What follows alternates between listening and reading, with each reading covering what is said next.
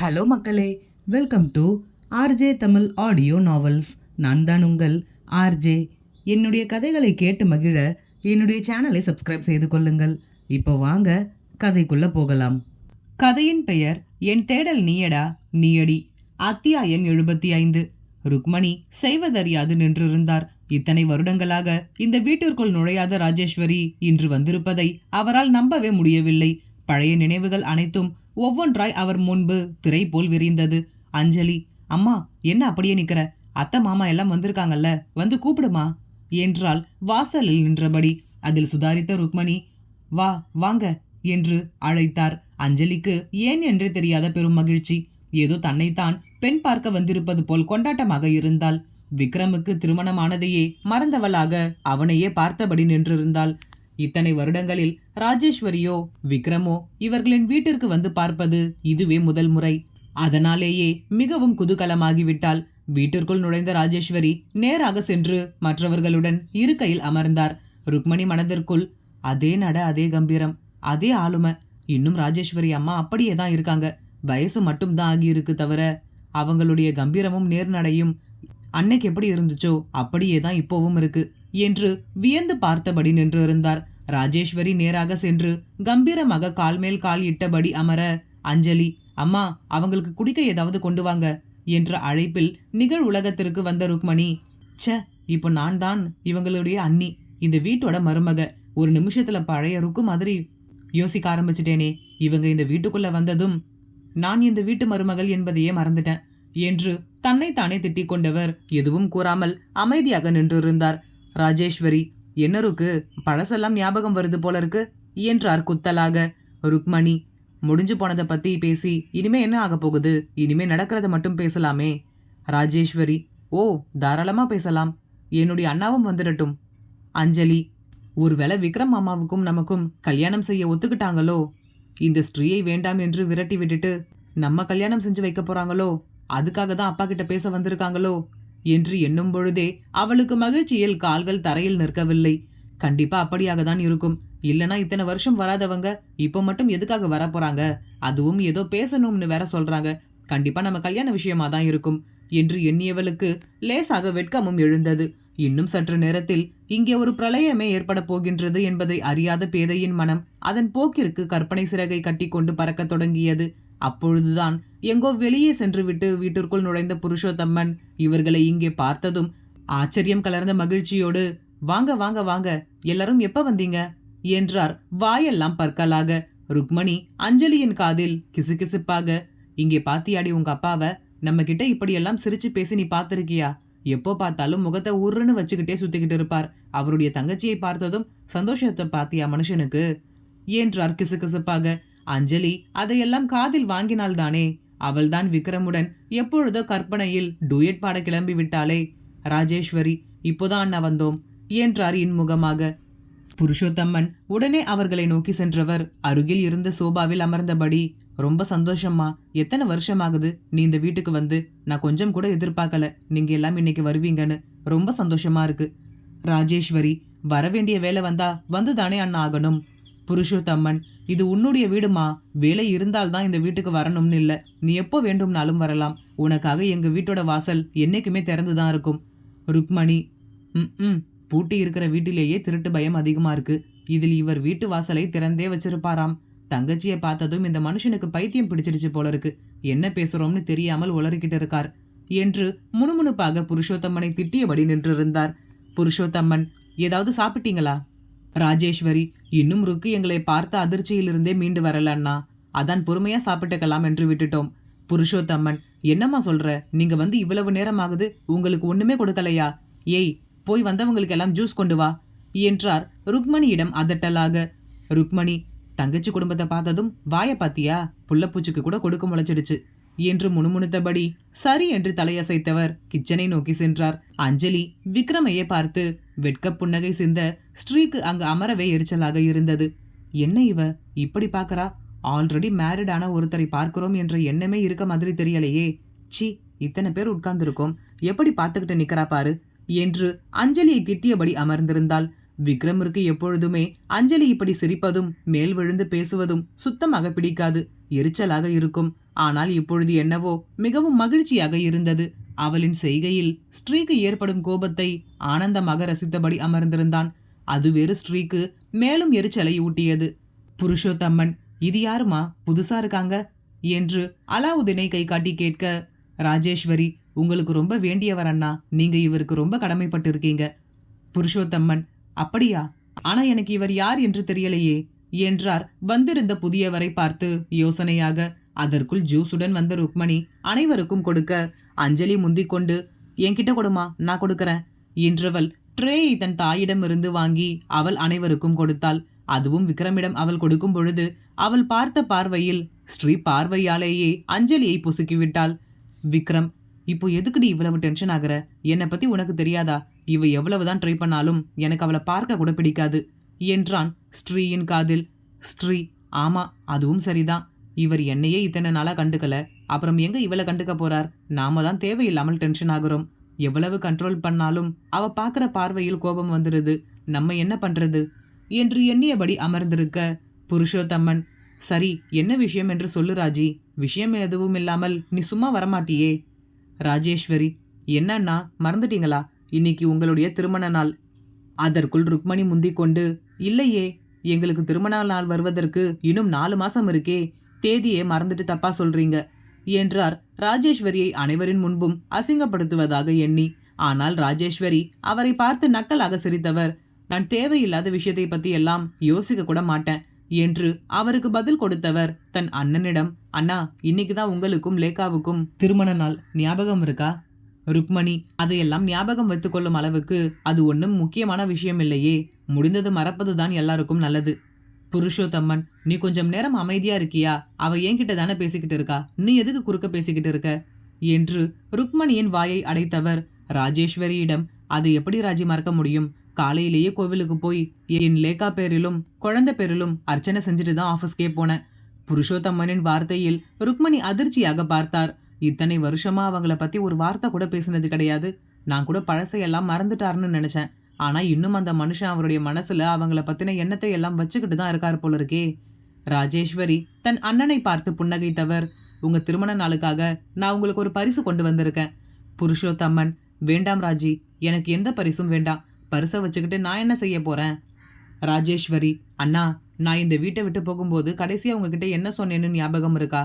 அதையெல்லாம் ஞாபகம் வைத்திருக்கும் மனநிலையில் அன்று புருஷோத்தம்மன் இல்லையே. லேகா தன்னை பிரிந்து சென்று விட்டாள் என்றதுமே ஏதோ பித்து பிடித்தவர் போல் அல்லவா அமர்ந்திருந்தார். புருஷோத்தம்மன் இல்லை என்று தலையசைக்க, ராஜேஸ்வரி, என்னுடைய அண்ணன் மறந்திருக்கலாம், ஆனா உனக்கு ஞாபகம் இருக்குமே என்றார் ருக்மணியை பார்த்து. ருக்மணி, தேவையில்லாத விஷயத்தையெல்லாம் நான் ஞாபகம் வச்சுக்கிறது இல்லை என்றார் விடுக்கென்று. ராஜேஸ்வரி, அண்ணா, இந்த வீட்டை விட்டு நான் போகும்போது திரும்ப லேகாவுடனும் உங்க பொண்ணுடனும் தான் இந்த வீட்டுக்குள்ள வருவேன்னு உங்ககிட்ட நான் சொல்லிட்டு போனேன். ஆனா அப்போ அதையெல்லாம் கவனிக்கும் மனநிலையில் நீங்க இல்லை. அன்னைக்கு போனா இன்னைக்கு திரும்ப வந்திருக்கேன்னா ஏதோ ஒரு விஷயம் இருக்குன்னு உங்களுக்கு தெரிய வேண்டாமா? ராஜேஸ்வரியின் வார்த்தையில் புருஷோத்தம்மனுக்கு ஏதோ இனம் புரியாத சந்தோஷம் அவரின் மனதில் பரவ, ருக்மணிக்கோ இனம் புரியாத பயம் பரவியது. ருக்மணி, இவர் பேசுறதெல்லாம் பார்த்தா ஏதோ பொடி வச்சு பேசுற மாதிரியே இருக்கே. கடவுளே, தப்பா எதுவும் நடக்காமல் நீதான் காப்பாற்றணும். இத்தனை வருஷமா வராதவர் திடீர்னு வீட்டுக்கு வந்திருக்கும் போதே நினைச்சேன் ஏதோ செய்ய போறாங்கன்னு. நான் நினைச்ச மாதிரியே எதுவும் நடக்க போகுது போல இருக்கு.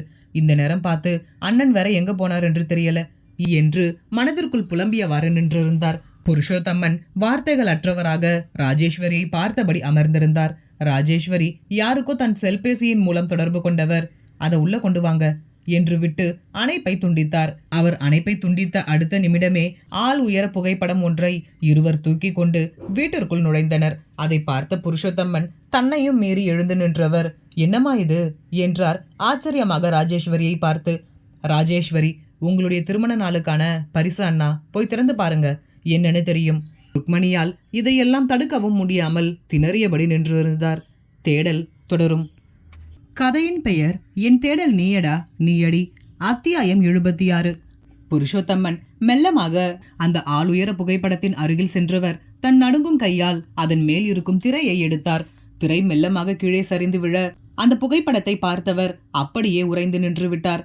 அவரின் அருகில் சென்ற ராஜேஸ்வரி, என்ன அண்ணா, என்னுடைய பரிசு எப்படி இருக்கு? புருஷோத்தம்மனுக்கு வார்த்தைகளே இல்லை. கண்களில் இருந்து நீர் ஆரென பெருகியது. ஆம், அந்த புகைப்படத்தில் புருஷோத்தமன், லேகா மற்றும் அவர்களுடைய மகள் தேஜாஸ்ரீ மூவரும் ஒன்றாக இருப்பது போல் வரையப்பட்டு ஃப்ரேம் செய்யப்பட்டிருந்தது. அது மட்டுமல்லாமல் இன்றைய புருஷோத்தமனின் தோற்றம் அப்படியே வரையப்பட்டிருந்தது. மேலும் ராஜேஸ்வரியின் கற்பனையில் லேகா உயிருடன் இருந்திருந்தால் எப்படி இருப்பாரோ அப்படியே கற்பனையில் லேகாவின் உருவம் வரையப்பட்டிருந்தது. தேஜாஸ்ரீயின் உருவமும் சிறு வயது தேஜாஸ்ரீ அல்லாமல் இப்பொழுது இருக்கும் தேஜாஸ்ரீயின் உருவத்தை வரைய வைத்திருந்தார். ஆக மொத்தத்தில் அவர்களின் குடும்பம் ஒன்றாக இப்பொழுது இருந்திருந்தால் எப்படி இருந்திருக்குமோ அதை அப்படியே தத்ரூபமாக வரைய வைத்து ஃப்ரேம் செய்யும்படி கூறி வாங்கி வந்திருந்தார் ராஜேஸ்வரி. முதலில் லேகா புருஷோத்தமனின் வயதான தோற்றத்தை பார்த்த புருஷோத்தமனிற்கு என்ன கூறுவது என்றே தெரியவில்லை. லேகா தன்னுடன் ஒன்றாக வாழ்ந்திருந்தால் இப்படித்தானே இருந்திருப்போம் என்று அவரின் மனதிற்குள் ஓடியது. இவர்கள் இருவரிடமிருந்து கண்ணை எடுக்கவே அவரால் இயலவில்லை. அருகில் இருக்கும் தேஜாஸ்ரீயின் புகைப்படத்தையே அவர் கவனிக்கவில்லை. அவரின் பார்வை மொத்தமும் தன் ஆறுயிர் காதல் மனைவி லேகாவின் மீதுதான் இருந்தது. ராஜேஸ்வரி, என்னன்னா அப்படி பாக்குறீங்க? லேகா மட்டும் இப்போ இருந்திருந்தா நீங்க 2 பேரும் பார்க்க இப்படித்தானே இருந்திருப்பீங்க என்றார் தன் கண்களில் துளிர்விடும் ஆனந்த கண்ணீரோடு.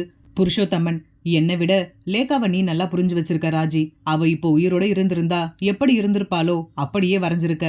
என்னால் அங்கிருந்து என்னுடைய பார்வையை நகர்த்தவே முடியல என்றார் உணர்ச்சி பெருக்கோடு. ராஜேஸ்வரி, மனைவியையே பார்த்துக்கிட்டு இருந்தா எப்படி? உங்க மகளையும் கொஞ்சம் பாருங்களேன். ராஜேஸ்வரியின் வார்த்தையில் அருகில் இருந்த இளம் வயதுடைய பெண்ணை பார்த்தவருக்கு நம்பவே முடியவில்லை. தன்னுடைய மகளா இது என்று ஆச்சரியமாகவும் மேலும் பெரும் அதிர்ச்சியாகவும் இருந்தது. ஏனெனில் அங்கே ஸ்ரீயின் உருவம் அல்லவா வரையப்பட்டிருக்கிறது. நம்ப முடியாத பார்வையுடன் ராஜேஸ்வரியை பார்த்தவர், என்ன ராஜி இது? எனக்கு ஒண்ணுமே புரியல. ராஜேஸ்வரி, ஆமாண்ணா, சின்ன வயசுல லேகாவோட போன உங்க பொண்ணு இப்போ நமக்கு திரும்ப கிடைச்சிருக்கா. புருஷோத்தம்மன், என்ன சொல்ற நீ? ஆனா இதில் உன் மருமகளுடைய படத்தை வரைஞ்சிருக்க மாதிரி தெரியுது என்றவர் அப்பொழுதுதான் யூகித்தார். அப்பொழுது இவள்தான் தன் மகளா என்று அவரால் நம்பவே முடியவில்லை. நம்ப முடியாத பார்வையுடன் ராஜேஸ்வரியை புருஷோத்தம்மன் பார்க்க ராஜேஸ்வரி தன் கண்களை மூடி திறந்து ஆம் என்பது போல் தலையசைத்தார். ராஜேஸ்வரி, நான் அன்னைக்கு உங்ககிட்ட சொன்ன மாதிரியே உங்க மகளோட தான் உங்க வீட்டுக்கு வந்திருக்கேன். ஆமா அண்ணா, ஸ்ரீ தான் உங்களுடைய பொண்ணு தேஜாஸ்ரீ. ராஜேஸ்வரியின் வார்த்தையில் புருஷோத்தமன் மகிழ்ச்சியாக அதிர்ந்தார் என்றால் ருக்மணிக்கும் அஞ்சலிக்கும் தலையில் ஏதோ பெரிய இடி விழுந்தது போல் ஆகிவிட்டது. புருஷோத்தமனுக்கு ஸ்ரீயின் முகமே தெரியவில்லை. அந்த அளவிற்கு கண்களில் நீர் கோர்த்து கொண்டது. ஆனால் இம்முறை வெளியேறுவது ஆனந்த கண்ணீர்தான். இத்தனை வருடங்களாக தனக்கென்று யாரும் இல்லை என்று எண்ணிக்கொண்டிருந்தவருக்கு இதோ அவரின் ரத்தத்தில் உருவான மகள் வந்து விட்டாளே. இனி இதைவிட வேறு என்ன வேண்டும்? தன் மனைவியும் மகளும் ஒரே நேரத்தில் தன்னை பிரிந்து சென்று விட்டனர். இந்த உலகத்தில் இருவருமே இல்லை என்று எண்ணிக்கொண்டிருந்தவருக்கு அதில் ஒருவர் கிடைத்ததே அலாதி இன்பமாயிருந்தது. ஏதோ இப்பொழுதுதான் நடைப்பயிலும் சிறு குழந்தை போல் தள்ளாடும் கால்களுடன் அடிமேல் அடி வைத்து மெதுவாக ஸ்ரீயின் அருகில் சென்றவருக்கு பூரிப்பு தாங்க முடியவில்லை. ஆனந்த கண்ணீர் பெருக்கெடுக்க, என் பொண்ணுக்கு எதுவும் ஆகலையா? நான் எதிர்பார்க்கவே இல்லை. என்னுடைய இத்தனை வருட வாழ்க்கைக்கு அர்த்தம் இல்லைன்னு நினைச்சுக்கிட்டு இருந்தேன். கடவுள் இவளை என்கிட்ட சேர்க்கறதுக்காக தான் என்னுடைய உயிரை இத்தனை வருஷம் காப்பாத்தி போக விடாமல் வச்சிருக்காரோ என்னவோ என்றவர் தேஜாஸ்ரீயின் முகத்தை தொட்டு பார்த்து, அப்படியே லேகா போலவே இருக்கா இல்ல ராஜி? நான் உன் வீட்டுக்கு வந்து முதல் முறை இவளை பார்க்கும் போதே எங்கேயோ பார்த்த போல இருக்கே என்று நினைச்சேன். லேகா மாதிரியே இருக்கா. அதான் எனக்கு அப்படி தோணி இருக்கு போல இருக்கு. என் பொண்ணு எனக்கு கிடைச்சிட்டா. இனி எனக்கு வேற என்ன வேணும்?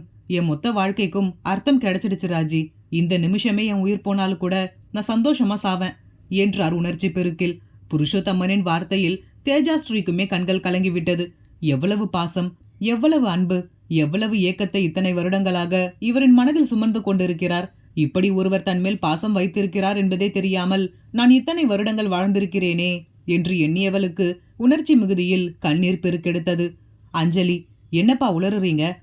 இவங்க தான் அவளை காட்டி உங்க பொண்ணுன்னு சொல்லி ஏமாத்துறாங்கன்னா நீங்களும் அவங்க சொல்றதையெல்லாம் நம்பிக்கிட்டு இவளை உங்க பொண்ணுன்னு சொல்றீங்க.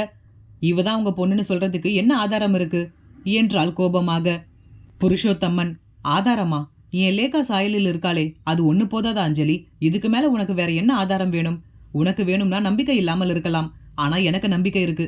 இவ ஏன் பொண்ணுதான். ருக்மணி, நாங்க சொல்றத கொஞ்சம் கேளுங்க. உங்களுக்கு இத்தனை வருஷமா யாரும் இல்லைன்னு நினைச்சு நீங்க கவலைப்படுறீங்கன்னு தான் இவங்க இந்த பொண்ணை காட்டி உங்க பொண்ணுன்னு சொல்லி உங்களை நல்லா ஏமாத்த பாக்குறாங்க. அவங்கள நம்பாதீங்க. புருஷோத்தம்மன், என் தங்கச்சியை ஒன்ன மாதிரி நினைச்சிட்டியா? சி, பேச்சுக்கு கூட உன் கூட என் தங்கச்சியை நான் சேர்த்து பேச விரும்பல. இப்படி ஏமாத்துறது, பொய் சொல்வது எல்லாம் எங்க குடும்பத்தில் இருக்க யாருக்கும் தெரியாது. அஞ்சலி, அப்பா, உங்களுக்கு வேணும்னா ஆதாரம் தேவையில்லாமல் இருக்கலாம். ஆனா எங்களுக்கு தேவை. இவ தான் உங்க பொண்ணுன்னு நாம எப்படி நம்புறது? இவளுக்கு இவள பெத்தவங்களே யாருன்னு தெரியாது. இவளே ஒரு அனாதை. அதனால தான் இந்த வீட்டோட வாரிசு என்று சொல்லி உங்க தங்கச்சி உங்க முன்னாடி கொண்டு வந்து நிறுத்தி இருக்காங்க. சொத்துக்கு சொத்தும் கிடைச்ச மாதிரி ஆச்சு, உங்களுக்கும் பொண்ணு கிடைச்ச மாதிரி ஆச்சு. ஆனா பயங்கரமான ஆளுதான்ப்பா உங்க தங்கச்சி. எப்படியெல்லாம் பிளான் பண்றாங்க? ராஜேஸ்வரி, வாய மூடு. வயசுக்கு தகுந்த மாதிரி பேச கத்துக்கோ. ம். உன்னை சொல்லி என்ன பிரயோஜனம்? உனக்கும் உங்க அம்மா புத்தி தானே வரும். புருஷோத்தம்மன், அவங்களையெல்லாம் விடு ராஜி. அம்மாவுக்கும் பொண்ணுக்கும் ஒரே புத்தி தான். இதுங்க ரெண்டும் என்னைக்குமே திருந்தாது. இன்னைக்கு என்னுடைய திருமண நாள். இத்தனை வருஷம் கழிச்சு நான் அதை இன்னைக்கு சந்தோஷமா கொண்டாட போறேன். இன்னைக்கு என் பொண்ணும் எனக்கு கிடைச்சிருக்கா. அதனால் இன்னைக்கு எனக்கு ரொம்பவே விசேஷமான நாள். இந்த நேரத்துல எதுக்கு இவங்க கிட்ட பேச்சு வச்சுக்கிட்டு? அவங்கள விட்டு தள்ளு. எப்படி தேஜுவை நீ கண்டுபிடிச்ச? ராஜேஸ்வரி, பல வருஷமா நானும் தேஜுவை தேடிக்கிட்டு தான் நான் இருந்தேன். ஆனா அவ எனக்கு கிடைக்கவே இல்லை. எங்க கடைசி வரைக்கும் கிடைக்கவே மாட்டாளோ என்ற பயம் எனக்குள்ள அடிக்கடி வர ஆரம்பிச்சது. அந்த நேரத்தில் தான் அஞ்சலிக்கும் விக்ரமுக்கும் கல்யாணம் செஞ்சு வைக்கணும்னு சொல்லி ருக்மணி பெரிய பிரச்சனை பண்ணா. உங்களுக்கு ஞாபகம் இருக்கா? ஆனா அப்போ விக்ரம் ஸ்ரீயை கல்யாணம் செஞ்சு எங்க வீட்டிற்கு கூப்பிட்டுட்டு வரும்போது கூட எனக்கு தெரியாது இவ தான் தேஜா ஸ்ரீன்னு. அதுக்கப்புறம் எதர்ச்சியா ஒரு நாள் அவகிட்ட சின்ன வயசுல நான் அவளுக்காக செஞ்சு கொடுத்த லாக்கெட் செயின் இருந்துச்சு. அதை பார்த்த பிறகுதான் எனக்கு தெரிஞ்சது இவ தான் தேஜா ஸ்ரீன்னு. அதுக்கப்புறம் இவளுடைய குடும்பத்தை பத்தி விசாரிச்சேன். அப்போதான் எனக்கு அலாவுதீன் சாருடைய நம்பர் கிடைச்சது. அப்புறமா அவர்கிட்ட பேசும்பொழுதுதான் என்ன நடந்துச்சு, தேஜு எப்படி அவர் கையில் கிடைச்சாருன்னு எல்லா விஷயமும் எனக்கு தெரிய வந்தது என்றவர் முழு மூச்சாக அனைத்து கதையையும் கூறி முடித்தார். புருஷோத்தம்மன், ஐயோ கடவுளே, என் பொண்ணு இத்தனை வருஷமா உயிருடன் தான் இருந்திருக்கா. அது தெரியாம எனக்கு யாரும் இல்லைன்னு நான் கவலைப்பட்டுக்கிட்டு இருந்திருக்கேன். நாங்க என்ன பாவம் செஞ்சோம்? என்ன ஒரு மூலையிலும் என் பொண்ணு ஒரு மூலையிலும் போட்டு எங்களை இப்படி பிரிச்சிட்டியே என்றார் புலம்பலாக. ராஜேஸ்வரி, இப்போ தெரியுதா அண்ணா, நான் ஏன் நீங்க இவருக்கு ரொம்ப கடமைப்பட்டு இருக்கீங்கன்னு சொன்னேன்னு. என்னதான் அவர் பெற்றெடுக்காத பிள்ளையா இருந்தாலுமே அவருடைய சொந்த பொண்ணை போலதான் நம்ம பொண்ணை வளர்த்திருக்கார். நீங்க கண்டிப்பா இவருக்கு நன்றி சொல்லியே ஆகணும். அலாவுதீனின் இரு கைகளையும் பிடித்து கொண்டு தன் கண்களில் ஒத்தியபடி கண்ணீரை சிந்திய புருஷோத்தம்மன், நீங்க செஞ்சது சின்ன உதவி கிடையாது. நன்றி என்று ஒரு வார்த்தையால் நீங்க செஞ்ச விஷயத்துக்கு என்னால் நன்றி செலுத்த முடியாது. அதே போல் ஏதாவது பணம் கொடுத்தும் ஈடுகட்ட முடியாத அளவுக்கு பெரிய உதவியை நீங்க எனக்கு செஞ்சிருக்கீங்க. இத்தனை வருஷம் நான் உயிர் வாழ்ந்ததற்கான அர்த்தத்தை எனக்கு நீங்க கொடுத்திருக்கீங்க. ராஜி சொன்ன மாதிரி நீங்க செஞ்சது ரொம்ப பெரிய விஷயம். உங்களுக்கு எப்போ எந்த உதவி வேண்டுமென்றாலும் வெளியால நினைக்காம என்கிட்ட நீங்க கேட்கணும். அலாவுதீன் சற்று தயக்கத்துடன், இந்த நிலையில் நான் உங்ககிட்ட இதை கேட்கலாமா என்று எனக்கு தெரியல. இருந்தாலும் கேட்கறேன். நீங்க எனக்கு உதவி செய்யணும், நன்றி செய்யணும்னு ஆசைப்பட்டீங்கன்னா என்னைக்குமே ஸ்ரீயை என்கிட்ட இருந்து பிரிக்காமல் இருக்கணும். இத்தனை வருஷமா ஸ்ரீயை என் பொண்ணா நினைச்சு வளர்த்துட்டேன். இப்போ வேற ஒருத்தவங்க கிட்ட தூக்கி கொடுக்க என் மனசு இடம் கொடுக்கல. எனக்கு புரியுது. என்ன இருந்தாலும் அவ உங்க பொண்ணுதான். இருந்தாலும் அவளை நாங்க பார்க்கறதையும் பேசுறதையும் நீங்க தடுக்க கூடாது என்றார் வேண்டுகோளாக. தேடல் தொடரும். இந்த கதை பிடித்திருந்தால் மறக்காம லைக் பண்ணிட்டு அப்படியே சப்ஸ்கிரைப் பண்ணிடுங்க ஃப்ரெண்ட்ஸ். மீண்டும் அடுத்த அத்தியாயத்தில் சந்திப்போம். நன்றி.